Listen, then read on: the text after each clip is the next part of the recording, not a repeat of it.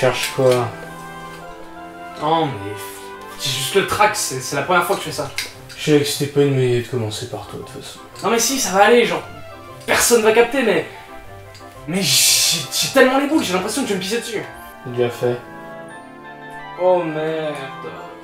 Si en plus de supporter ta voix, je dois supporter ton odeur, c'est mort. Je me casse. Par contre...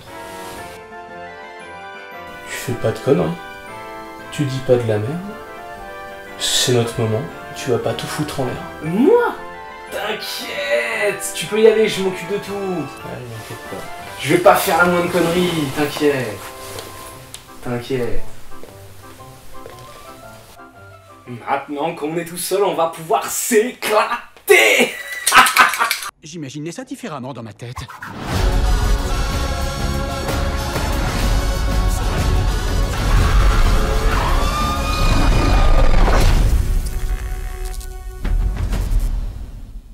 Y'a pas eu de vidéo sur du cinéma sur cette chaîne? Bah c'est le moment d'en parler un peu. Et pas de n'importe quel film. On va parler de Détective Pikachu. Alors c'est un film sorti le 8 mai 2019 et réalisé par Rob Letterman. Je sais pas qui c'est. Si tu regardais d'autres vidéos sur cette chaîne, tu dois te souvenir que Détective Pikachu c'était un jeu qui était sorti sur DS. Il y avait une vidéo dessus. Et les jeux il était pas terrible. Le truc c'est que le scénario il était super évident, les enquêtes elles étaient bêtes et surtout un gros potentiel gâché parce que ça aurait pu être méga trop bien. Sauf que c'était juste... Mais en film. Peut-être que sans les enquêtes pas ouf, ça pouvait donner quelque chose de vachement bien. Mais... Petite précision, pas de spoil dans la critique, juste ce qu'on voit dans les trailers. Et quand tu auras du spoil, je mettrai un petit timer. Je suis sympa. Déjà, il faut comprendre un truc, c'est que Pokémon, j'ai grandi avec. Ça a bercé toute mon enfance, entre autres, et un film live, j'en ai toujours rêvé. Alors ouais, quand ils ont annoncé le film, surtout avec l'univers de Détective Pikachu qui était déjà pas ouf, on s'est dit que c'était super casse-gueule. Il y avait vraiment moyen de se planter. On avait du mal à s'imaginer l'univers de Pokémon rendu réaliste, c'était pas possible. Eh ben s'il y a un truc qui réussit, c'est ça. Dès la première scène, j'avais des étoiles dans les yeux. Dès qu'on vole à dos de Roucoups au milieu de la campagne et qu'on voit plein de Pokémon sauvages, c'était magnifique. On est direct dans un univers dont la quasi-totalité de ma génération a rêvé pendant des années, excepté les connards. Pokémon c'est pour les bébés, c'est nul.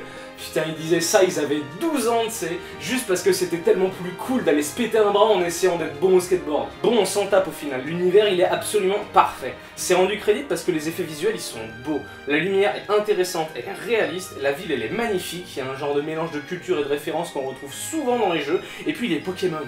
Oh, ils sont si beaux! Regardez-moi cette bouille, j'ai envie de le ramener à la maison. Et lui, et il y en a partout, des gros, des petits, partout! Au final, le truc le plus casse-gueule, c'était d'animer des Pokémon de façon crédible et réaliste, et putain, c'est le truc le plus réussi du film. À chaque fois que je voyais un défaut de réalisation ou quoi, on m'envoyait un oh.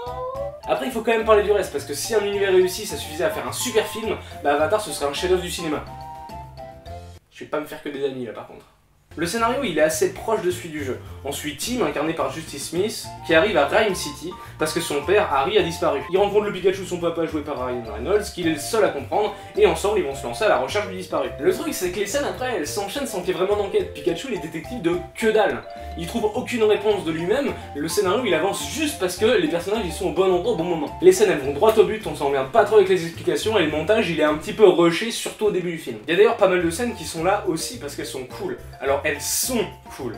Comme celle dans la forêt là qu'on voit dans les bandes annonces. Mais certaines n'ont vraiment aucun putain d'intérêt. D'ailleurs dans cette scène là, les gens ils pensent vraiment que le grillage ça les protège d'un lanceur de dracofeu? Non parce que là juste ils crament tous en fait. Puis quand même l'histoire elle est méga prévisible. On voit les trucs venir à des kilomètres. Mais pour détailler à quel point le scénario est aux fraises, il faut vraiment que je commence à spoiler. Donc du coup ce que je vais faire c'est que genre là, va y avoir un petit timer. Et puis vous avez juste à vous rendre là si vous avez pas envie d'être spoilé. En plus, regardez, je vous laisse le temps de cliquer et d'y aller. Je suis sympa quand même. Bon, je vais faire la liste un petit peu des défauts du scénario, sans trop m'attarder dessus, parce que bah, si vous êtes là, c'est que soit vous avez vu le film et que vous allez comprendre ce que je vais en dire, soit vous vous en battez la race et je comprends pas pourquoi vous regardez. Le coup du R, c'est assez mal expliqué. Les mecs, ils dégagent du gaz sans trop savoir comment ça marche, se posent aucune question, et derrière, ils agissent comme s'ils avaient parfaitement compris ce à quoi ça servait. C'est un peu abusé. Le laboratoire, il est vide. Genre, il y a des secrets de ouf, des caméras partout, mais il n'y a pas un connard pour sauver le truc, et il faut qu'ils aillent en voiture. Le méchant, il a une tête de méchant. Quand on le voit, on sait que ça va être le méchant, ces hologrammes, c'est une astuce de méchant grossière, et Tim, il voit rien venir. Bien, vous avez un truc qui vous permet de reproduire la scène de crime, alors que vous y étiez pas et que la police a rien vu? Vous êtes parfaitement digne de confiance, monsieur. Pikachu qui est en fait le père de Tim qui a été transformé en Pokémon, c'est un peu moins évident que dans le jeu, mais c'est parce que Pikachu il parle pas autant de son addiction au café. Enfin quand même ça se voit venir. Et par contre, pourquoi Mewtwo il a mis la conscience d'Harry dans Pikachu et le gore il était où? Le jeu il était resté subtil parce que justement le procédé il était inexplicable et c'est une bonne chose. Sauf que là ils en ont fait le plan du méchant. Mais c'est nul. C'est nul comme plan de méchant. Quel intérêt d'être un peu de prendre ça comme plan de méchant? S'il était juste devenu Mewtwo et qu'il était surpuissant, ça suffisait pour en faire un méchant. Ça servait à quoi que d'un seul coup il a envie que tous les humains se transforment en Pokémon? C'est crétin. Les gros Torterra, c'est cool. La scène elle sert à rien par contre. Et surtout, ils vont peut-être avoir un problème. Parce qu'il y a une armée de Godzilla à la sortie de la ville quand même. Bon, Doudou il fait son petit caméo, mais Miaou c'est plus du cul. Non, parce que déjà ils l'ont oublié dans Smash Bros. Donc merde. Allez, ça suffit les spoils. On va parler un petit peu de la technique du film. T'en penses quoi? Je t'entends pas en vrai.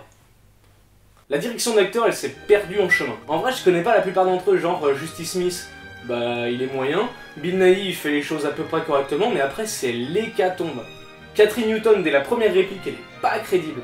Alors elle a l'air super enthousiaste de jouer avec des Pokémon, mais elle surjoue tout et ça sort tellement du film. Chris Gear j'en parle même pas. Après son surjeu il s'explique un peu sur une partie du film. Même Ken Watanabe, que je connais pas trop mais qui a l'air d'avoir une filmographie ok, il est à côté de la plaque. À un moment on a oublié de leur dire ce qu'il devait ressentir, c'est pas possible. Ah et petit détail, Pikachu n'est pas drôle. Genre si la blague du début de vidéo là où on parle de pipi elle vous a pas fait rire, Pikachu il fait la même. Il fait une blague prout aussi. Pikachu il ferme jamais sa gueule et c'est toujours pour dire de la merde. En fait ils auraient dû appeler le film Pikachu fait des blagues nulles. Et je parle de ça en même temps que les acteurs parce que c'est Ryan Reynolds. Deadpool. Du coup, peut-être que le choix de casting, il a un petit peu influencé le personnage, non? Ah, moi je pense que si quand même. Après, même si c'est pour les enfants, je pense que c'est quand même plus fun que genre Pikachu qui pète. Non, bah, enfin, vous me dites, mais genre ça là. Ça vous a fait rire ça? En vrai, si ça vous a fait rire, je vous juge là. Il y a quelques échanges bien pensés avec Tim, mais les dialogues marrants le sont pas vraiment, et les dialogues qui sont censés être profonds sont pas crédibles, car ils sont pas très bien écrits et pas très bien joués. Par contre, l'image elle est belle. La lumière, je l'ai déjà dit, mais le film il a été vraiment bossé techniquement. C'est pas genre on s'en bat les couilles tant que c'est bien filmé, tu vois, c'est... Il y a des plans séquences bien travaillés, il y a des hologrammes avec des effets qui sont plutôt sympas en termes de montage. Les scènes d'action elles sont bien filmées, elles rendent bien le grandiose de certaines choses, par exemple le Dracofeu dans le combat. Non vraiment, on sent que c'est bossé et ça c'est cool. Après c'est ce qui était important, c'est ça qui rend l'univers crédible et intéressant. C'est ça qui fait qu'on se plonge dedans et qui fait qu'en sortant de la salle, on a envie de choper un ratata et de partir à la conquête du monde. C'est ça qui correspond à tout ce dont on a rêvé quand on était gosse. Après ça fait un bon divertissement. Évidemment que le scénario il gagnera pas un Oscar, mais c'est pas grave parce que le pari il est réussi. Ça veut dire que ça y est, on est dans un monde où le cinéma peut nous apporter un univers de jeux vidéo de façon crédible même si l'univers est pas réaliste. Ça y est, on peut voir des créatures avec lesquelles on a grandi au cinéma. Et ça veut peut-être dire qu'un jour, on aura quelque chose de mieux pour rattraper ça.